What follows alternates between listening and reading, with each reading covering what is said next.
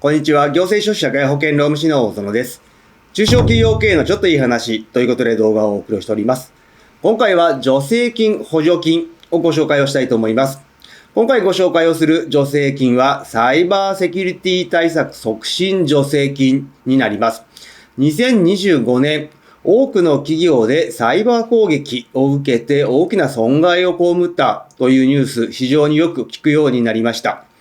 このサイバー攻撃、大きい企業、大企業だけかというと、そうではなく、中小企業においても他人事ではないという状況になりますので、中小企業においても最低限のサイバーセキュリティ対策というのは必要かと思います。従いまして、今回はサイバーセキュリティに関する助成金をご紹介をしていきたいと思います。今回の概要ですけれど、まずはなぜ今ということで、被害は中小企業が中心になっているサイバー攻撃についてご紹介をしていきたいと思います。そして今回、サイバーセキュリティ対策促進助成金の内容になりますので、この概要、申請対象者、そして申請上の注意点などをご紹介をして、最後に注意点とまとめという形になります。まずは、なぜ今、サイバーセキュリティ対策、サイバー攻撃が増えているのかということですけれど、多くなってきているサイバー攻撃ですけれど、その被害、実は中小企業が中心になっているということを、まずはご承知おきください。令和6年における、いわゆるサイバー攻撃、ランサムウェアにおける被害の報告件数というのは、1年間で222件となっている。そして上期は114件、下期は108件というデータが出ております。この222件あるランサムウェアによる被害ですけれど、規模別に見ていきますと、大企業と呼ばれる企業は61件、中小企業は140件ということで、中小企業の方が被害の件数は多いという状況。全体の被害の報告件数に占める中小企業の割合は約 63% という形になっております。また、被害額におきましても、各種調査によって差があるんですけれど、だいたい1000万円というのが全体の半数を占めている。平均でいくと3億程度、被害の中央値を取ると3000万と言われております。こういった形で何かしら攻撃を受けてしまうと1000万程度の被害は会社が被るという状況になっております。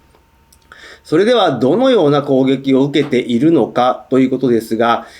一番多いのが全体の 55%、55件を占めているのが VPN の機器を利用されて侵入された事例となっております。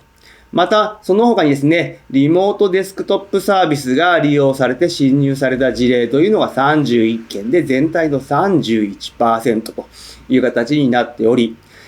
新型コロナウイルス感染症流行後、テレワークというのが急速に普及をしたという状況で、中小企業においてもテレワーク実施をしている会社多いかと思います。そしてこのテレワークを利用した機器の脆弱性、強度の弱い認証用のパスワード等の情報を利用して侵入をしたと考えられるものが大半ということになっております。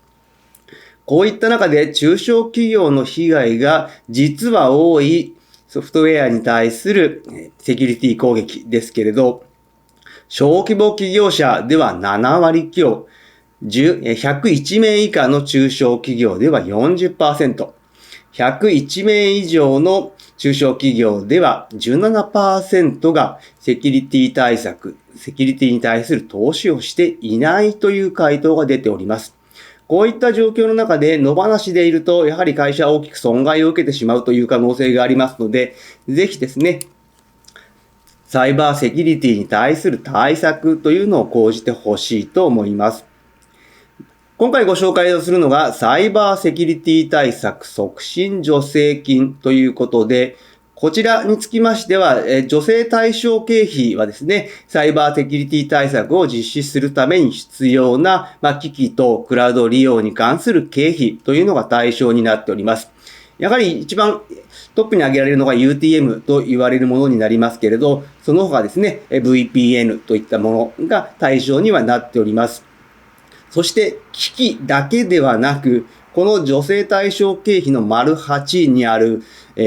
標的型メール訓練というのがありますけれど、こちらは委託費として計上が可能なものでありまして、具体的には社内の従業員に対して本物に近い疑似メール、いわゆるなりすましですとか、添付ファイル、もしくは URL の誘導などを送って、受信者が適切に気づいて報告をして対処ができるか、そしてその社内の報告、対応体制が機能するかを確認をする訓練となりますので、機器だけではなく、人に対してもサイバーセキュリティに対する対策の能力向上というのを図れるということになります。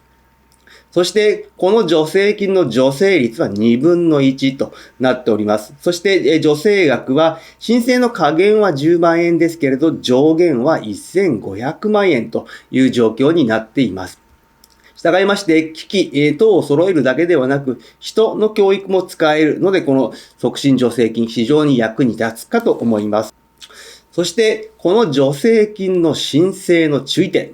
今回ですね、令和7年度においては全部で3回募集がありましたけれど、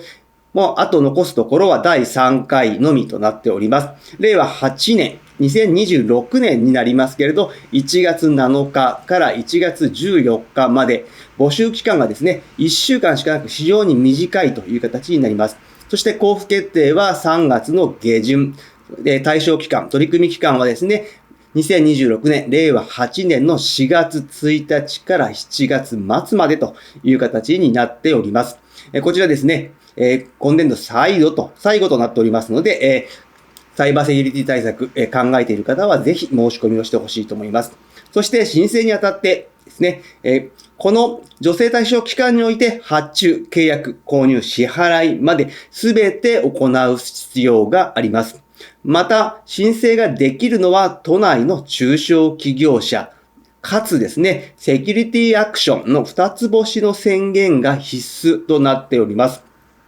このセキュリティアクションというのをですね、IPA、独立行政法人情報処理推進機構というところが実施しているものになりますので、そちらでセキュリティアクションの宣言をしていただくというのがまずは大前提として必要になってきます。こういった形ですね、少し、都内の事業者であること、またセキュリティアクションの宣言が必要であることといった条件はありますけれど、今後のセキュリティ対策考える上では非常に重要になりますので、ぜひ、検討してみてほしいと思います。そして、最後に注意点とまとめになりますけれど、こちら、申請の後に審査がもちろんありますけれど、その申請内容ですが、導入する設備の数量ですとか、スペックなどが申請をする企業の規模に見合うかどうか、また同等性能の製品の市場価格と比較して大きく乖離しているものかどうかというのも判断の一つになりますけれど、過剰な設備投資というのは控えていただくという形になります。